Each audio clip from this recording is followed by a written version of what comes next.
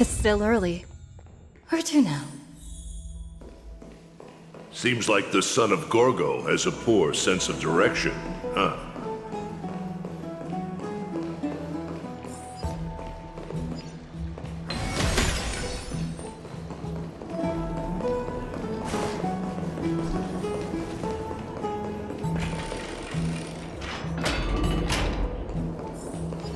Don't fall behind now. Unless you want to upset our friends here. Don't you dare try any tricks with me.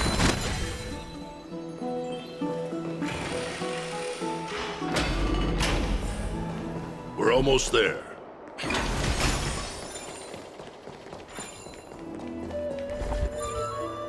Why have you stopped? This is a nice spot for a private chat. Shall we, sir? Let's do it. What are you up to? Someone help me! Some privacy at last. So, tell me, why have you come to seek this old man's counsel? I came to discuss the future of the Kremnoans. Interesting. I heard the core flame of the Lance of Fury has been restored, though not by your hand. And you're even considering giving up Nikador's divine power. Is this true? Those rumors are not entirely groundless. In other words, you did entertain the thought of giving up the throne of Kremnos and forsaking your people. The divine power is not equivalent to the throne. The path of strife is also not our people's only way. Enough with the word games. You, of all people, should understand the plight of the Kremnoans. Think about all the warriors of the Kremnoan detachment who left their homeland with you. Think about their children. Only the yearning for our former glory days has kept us going all this time. If they ever learn that the crown prince they look up to so much is actually toying with the notion of stepping down, think of the disgrace it would bring upon your departed mother, Martimos. You best remember that she died for you because of Europon's schemes, to restore the glory of Kremnos. Since you've brought that up, tell me, who is responsible for my father's death? Are you trying to shame me, Martimos? I may be old, but I haven't become so decrepit that I've forgotten it all. Of course I remember that Europon died when the Kremnoan detachment surrounded him. You drove the spear into his chest with your very own hands. That was merely the final outcome. Do you still not see it? What led my parents and our people to their downfall is none other than the strife we speak of. The quest for glory. The tenet of valorous death before glorious return. This is the creed of every Kremnoan, no matter whether these beliefs are justified or not. Don't be ridiculous. The only thing that could slay a king is a spear. Even an infant knows that much. I swore to your mother that I would guard your crown with my life. I never foresaw that the son of Gorgo himself would be the first to turn his back on the Kremnoan spirit. Gorgo. Your mother bore that name. The name of the great founder of Castrum Kremnos. And she upheld that name with honor. If you choose to turn your back on her legacy, like a wretched deserter, do not fault me for withholding my loyalty, Martimos. I came to discuss the future of our people with you. But it appears this is not the right time yet. Go, mighty. Ha! That's what those Chrysos heirs call you, isn't it? Go down the path you have deemed correct. Deep down, you have always been one to do as you please. And I am well aware that no one can deter you once you've made up your mind. But don't you ever dream of renouncing the traditions of Kremnos. We may reside in Akama now, but we remain eternally bound to strife by blood. Bloodlines no longer hold any significance in this era of destruction. My young lord, always bear this in mind. Never reveal your vulnerabilities to anyone. A lion should never dwell amidst its prey, especially when it wields power enough to dominate the entire hunting ground. Europon, the boy did nothing wrong! This is murder! Do not sully the noble name of Kremnos with the blood of an innocent child. You mustn't reveal your weaknesses to the enemy. Enough! My decision is final. We must use this child's life to preserve the soul of the great Nikador. We must save Castrum Kremnos. Don't be absurd! Those tiny hands lack the strength to even lift a spear. Do you truly believe him a threat to Castrum Kremnos? You'll be ending the bloodline of Kremnos if you do this. Our millennia-old glory will become nothing more than a joke. Have you forgotten that we Kremnoans place no value in bloodlines? It is through pure bloodshed and slaughter that the kings of Kremnos have ascended to the throne. As for our millennia-old glory, it has always been a joke in my eyes. Glorify it all you want, but it will not alter the nature of slaughter. Those who revel in it are but murderers. They are no more noble than the most monstrous beasts in Amphorius. Enough with your words! Among all the kings of Kremnos, which one did not inherit the crown only after plucking it from the lifeless body of his father? But listen to yourself now. Do you truly believe you can cleanse the blood from your hands through mere words alone? Nay, quite the contrary. I will end this cycle of bloodshed, starting with this child. With these blood-stained hands, I will end it all! Your failure is inevitable, European. You are just a coward who can only raise his blade against his own child!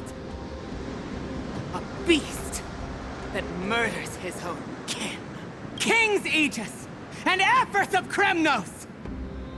You cannot sit idly by and watch this atrocity unfold! If you consider yourselves the honorable sons and daughters of Gorgo, then take up your spears and join me in putting an end to this bloody charade! Does anyone else have any objections? If so, come forward with your spear and prove your mettle! Understood. 5, 4, 3. No one dare stand by my side. Cowards! Has that crown stripped you of your courage? 2, 1. It appears there are no objections. Then, in accordance with the Kremnoan Council's principle of tacit consent, the decision is final. With all present as witnesses, this child shall descend into the Sea of Souls, where he will nourish the Lance of Fury and join the fallen heroes. May fate and the gods await your arrival, my son, Mighty-Mos. Stop! If you have more to say, then speak. On account of the life we have shared together, I grant you this one final chance. With the blade of fury above us and the council bearing witness, I, Gorgo, hereby move to challenge the crown in accordance with the laws of Kremnos. O unworthy king, in the name of the Council of Elders, I demand that you duel me! Very well. We shall see who the Kremnoan blade strikes down. Mighty-Mos, my son, they all tell me to forget. But how could I ever? The son of Gorgo will be crowned in blood. If there is no Kremnos without the crown, then I shall seize the crown and smash it to pieces to bring the people to their senses.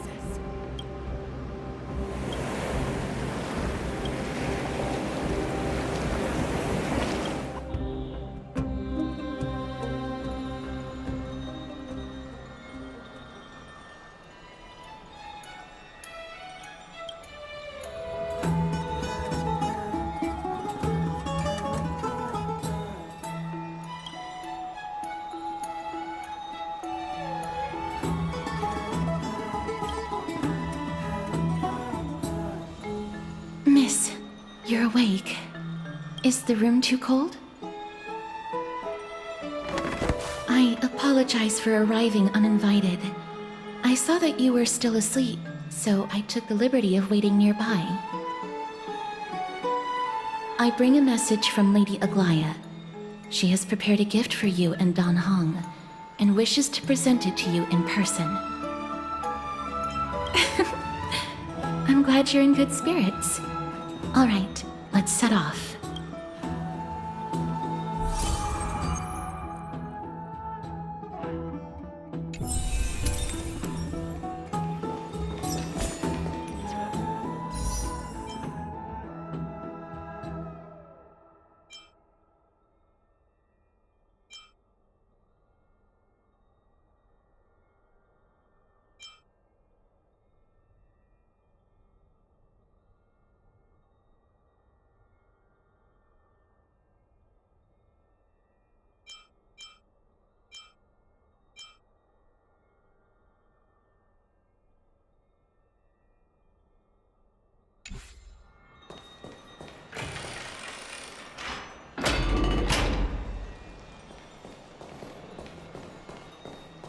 The baths are bustling. Now that Nikador has fallen, the soldiers in the city can finally catch a break. I don't know how long I'll be able to live like this.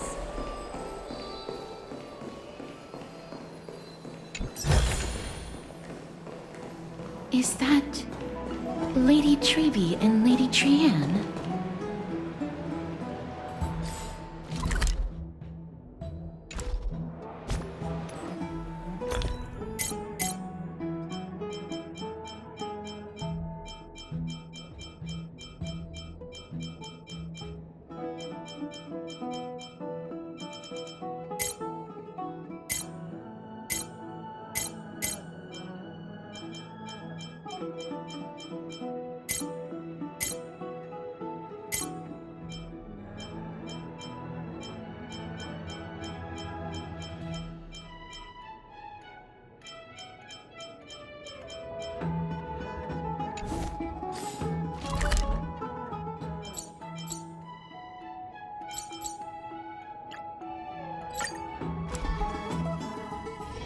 It's still early.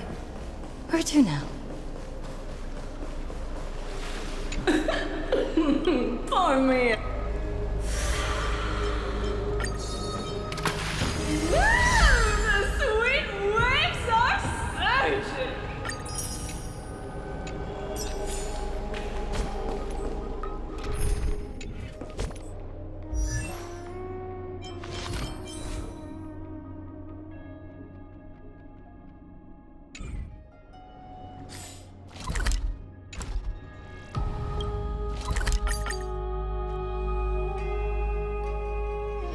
It's still early. Where to now?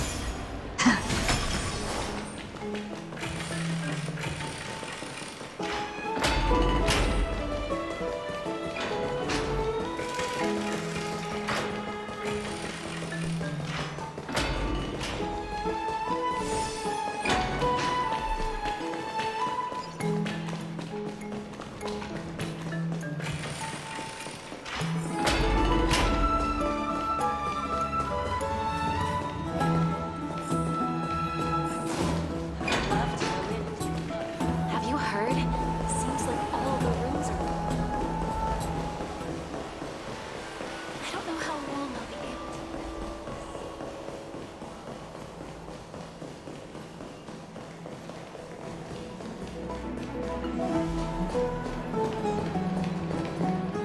Ah, you must have forgotten. This is a precious relic from our hometown. We definitely all saw it back then. Trianne, this is a counterfeit. We both know it's impossible for something this fragile to have survived all those years in one piece. Nothing is impossible. We are fragile too, but we still got through those sad times. Ugh, look at that color and how it glitters in the light. It's exactly as we remember it. I want you by it. If someone else gets to it before us, we'll miss our chance forever. Calm down, Trianne. You need rest. Please, there's no need to fret. If you need more time to make a decision, I can put this aside for you until tomorrow. Or until you're ready? No, it's all right. Trianne is just... She'll come to her senses tomorrow. We'll be off first. Trianne is just... what? Trianne is super mad, that's what! You've forgotten all about Mama! Mama gave us something just like this before! Trianne...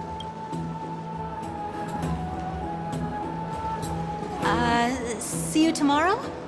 I hope you two patch things up soon. See you tomorrow. May the winds of fortune bless you.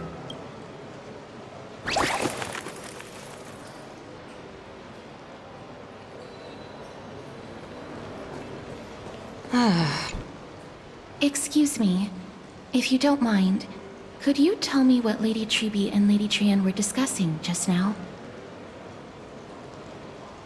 Oh, it's Miss Castoris. It's been a while. Well, honestly, I'm not quite sure myself. See, I have a little hobby of collecting handicrafts.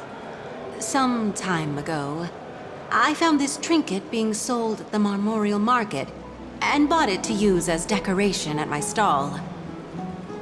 When Lady Treby and Lady Trianne walked by earlier, Lady Trianne happened to catch sight of it and promptly insisted that it was a precious memento from her hometown. But Lady Treby believed it to be a counterfeit. She said it couldn't possibly be from Yanisopolis. The likelihood of such fragile glassware surviving the Chrysos War is simply too low. For some reason, Lady Trianne became awfully upset after hearing that. I see. Madam, would you mind selling this trinket to me? Certainly. It's just... if it truly is a relic from Yanisopolis, it could be worth a small fortune. Miss Castoris, I'm running a business here after all, so... I understand. Feel free to name your price. And what might your concerns be, my friend?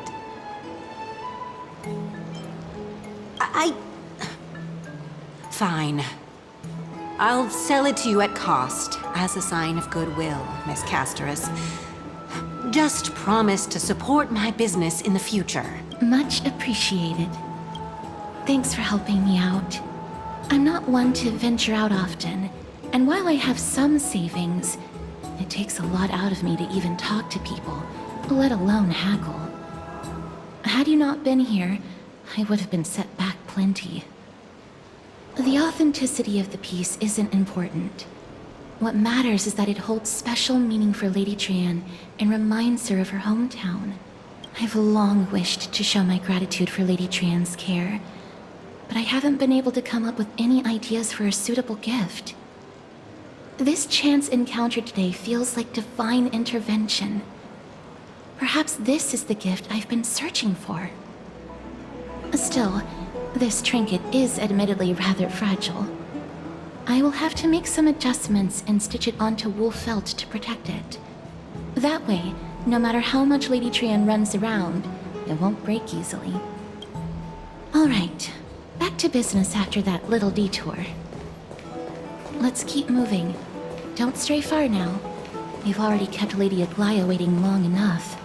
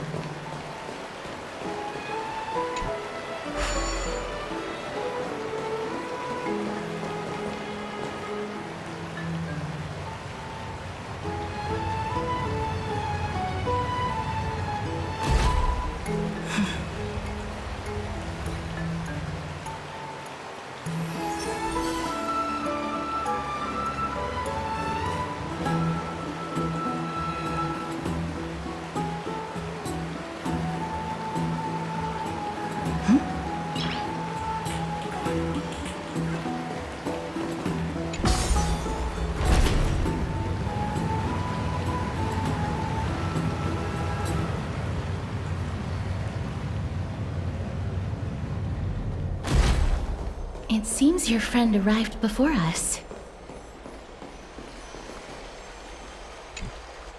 Ah, you're finally here. Welcome, Cass. And you as well, trailblazer from beyond the sky.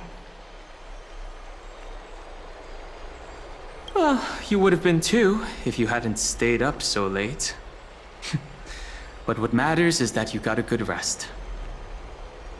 For all that has happened, it was never our intention to drag you two into the battle against Nikador and jeopardize your safety. To express our gratitude for your kind trailblazing endeavors, we would like to present you with the highest honor of Akima. This is the dew of divine blood, brewed from crops nourished by the blood of the Titans. It is said that only 12 bottles existed. The last 3 bottles are now being kept in the treasure vault of Akima. Back in the days of prosperity, cities fortunate enough to acquire it regarded it as one of the greatest treasures ever. Unsealing it during a ceremony held in honor of 2 cities' diplomatic ties was the highest form of respect one could show the other. And now, in keeping with tradition, Akima dedicates this drink to our esteemed guests from beyond the sky in appreciation of what you have done for us. This precious gift isn't simply a token of gratitude, though, is it, Lady Aglaya? Very perceptive, Mr. Dunhung. Your heroic deeds have proven that you come in good faith. With the dew of divine blood as testament, we wish to forge an alliance with the Trailblazers. With all due respect, won't forging an alliance with the Chrysos heirs embroil us in the conflicts within Akima? And where our misgivings come from, Lady Aglaya.